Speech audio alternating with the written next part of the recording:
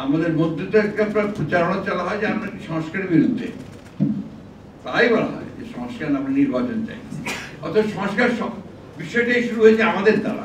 আমরা আরেকজনের মতের স্বাধীনতাকে নিশ্চয়ই সেটাকে আমরা দৃঢ়ভাবে আমরা সেটাকে সমর্থন দেব। আমরা বরাবরই সংবাদপত্রের স্বাধীনতার পক্ষে ছিলাম, আছি এবং ভবিষ্যতে থাকব।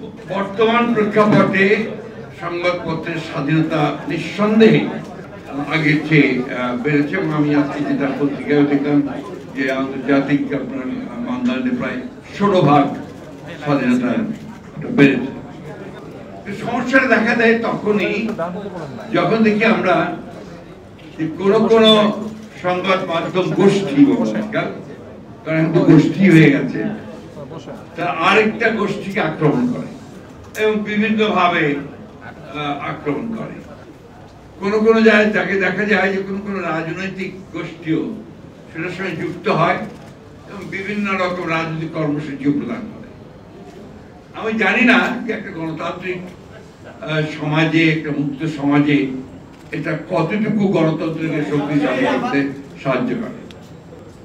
আমরা তো পুরনো মানুষ, আমরা গণতন্ত্র বলতে বুঝি যে সকল মানুষের কথা বলার স্বাধীনতা, তার ভোট দেওয়ার স্বাধীনতা, সে নিজে একটা চিন্তায় বিশ্বাস করে সেটার স্বাধীনতা, একই সঙ্গে অন্যের যে চিন্তা করার স্বাধীনতা সেটাকেও সে সমানভাবে মর্যাদা দেয় এবং সহনশীল থাকে।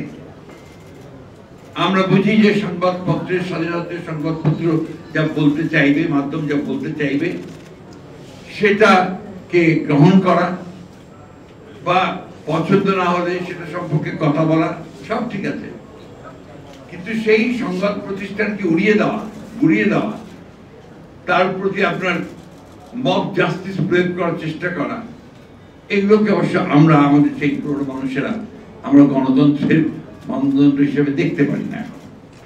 আমাদের কাছে 1971 সালের স্বাধীনতা যুদ্ধ একটা বিশাল ব্যাপার, ওটাকে কেন্দ্র করে আবর্তিত হয় আমাদের চিন্তা।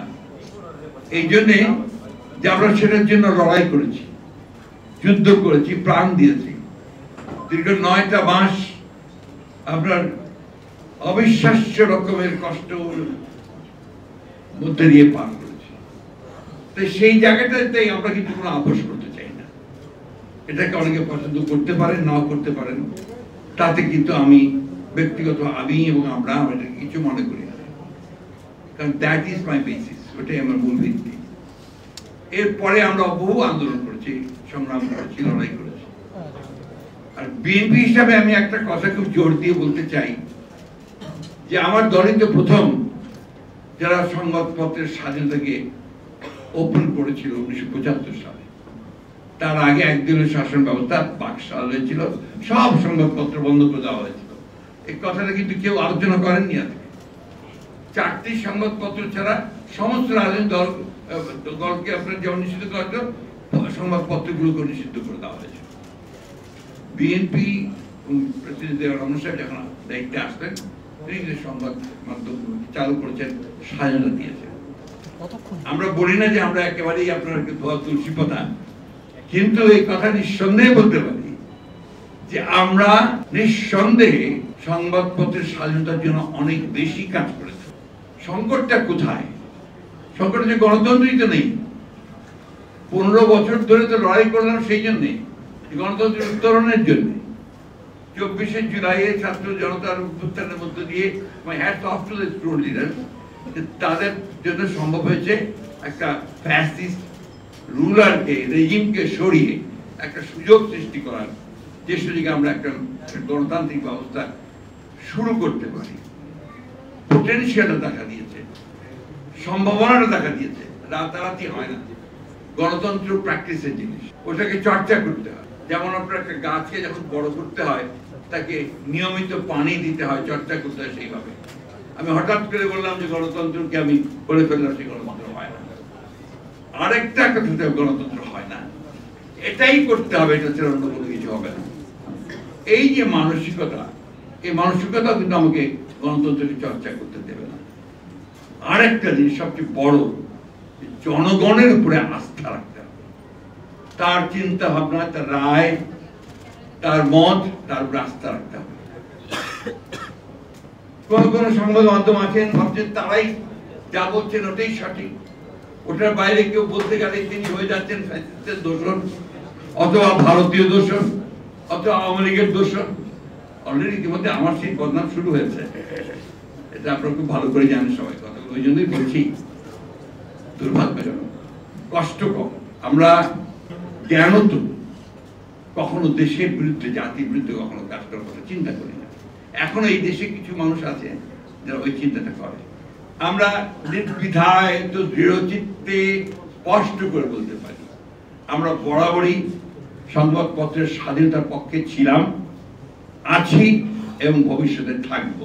সে গভর্নমেন্টে থাকি আর না থাকি, যেখানেই থাকি, এই ব্যাপারে আপনাদেরকে আমরা নিশ্চয়তা দিতে পারি। এবং আপনাদের প্রতি অতীত এই যে নির্যাতন হয়েছে, নিপীড়ন হয়েছে, আপনাদের আইন কানুনগুলোর যে পুরোপুরি ফ্যাসিবাদী চরিত্র দেওয়া হয়েছে, এগুলোর বিরুদ্ধে কিন্তু আমরা লড়াই করেছি, আমরা লড়াই করে চলেছি, এখনো করছি। এবং খুব স্পষ্ট ভাষায়, দৃঢ় ভাষায় আবার বলতে চাই, আমরা কখনোই অন্যায়ভাবে অন্যের মতকে চাপিয়ে দেওয়া যে ব্যাপারটা আছে, এটাকে আমরা সমর্থন করবো না। আমরা আরেকজনের মতের স্বাধীনতাকে নিশ্চয়ই সেটাকে আমরা দৃঢ়ভাবে আমরা সেটাকে সমর্থন দেব। একটা বিষয় আমি আপনাদেরকে নিশ্চয়তা দিতে পারি যে আমরা সংবাদপত্রের স্বাধীনতা, এটা আমাদের অন্যতম, আপনারা দেখবেন 31 দফার মধ্যে এটা আমাদের আছে, 27 দফার মধ্যে ছিল, তারও আগে ছিল, 2016 ছিল সংস্কারের। আমাদের মধ্যে তো একটা প্রচারণা চালা হয় যে আমরা কি সংস্কারের বিরুদ্ধে, তাই বলা হয় যে সংস্কার আমরা নির্বাচন চাই। অর্থাৎ সংস্কার বিষয়টাই শুরু হয়েছে আমাদের দ্বারা। আমরাই আপনার একদলের শাসন ব্যবস্থা থেকে বহুদলের শাসন ব্যবস্থায় গেছি, আমরাই আপনার পার্লামেন্টারি ফর্ম অফ গভর্নমেন্টে গেছি, প্রেসিডেন্ট ফর্ম অফ গভর্নমেন্ট থেকে। আমরা আমাদের অনেক আপত্তি সত্ত্বেও আমরা কেয়ারটেকার গভর্নমেন্টকে আমরা সংবিধানে নিয়ে এসেছি। এগুলো বাস্তবতা। তো শুধু ওই বাস্তবতা থেকে অযথা আমাদেরকে আবার আপনার প্রশ্নবিদ্ধ করে অন্য পথে দেখানোর চেষ্টা করা, এটার পেছনে কিছু রাজনৈতিক উদ্দেশ্য থাকতে পারে। তবে আমরা আপনাকে নিশ্চিত করতে পারি যে আমরা সংবাদপত্রের স্বাধীনতায় বিশ্বাস করি, শুধু নয়, এটা আমাদের বিশ্বাস, আস্থা, এবং এটাকে আমরা যদি কখনো আমরা সুযোগ পাই সরকারিভাবে, সেখানেও আমরা এটাকে এস্টাবলিশ করবো, না পেরে থাকলে সেখানেও আমরা সেটাকে এস্টাবলিশ করার জন্য লড়াই সংগ্রাম আমাদের চালিয়ে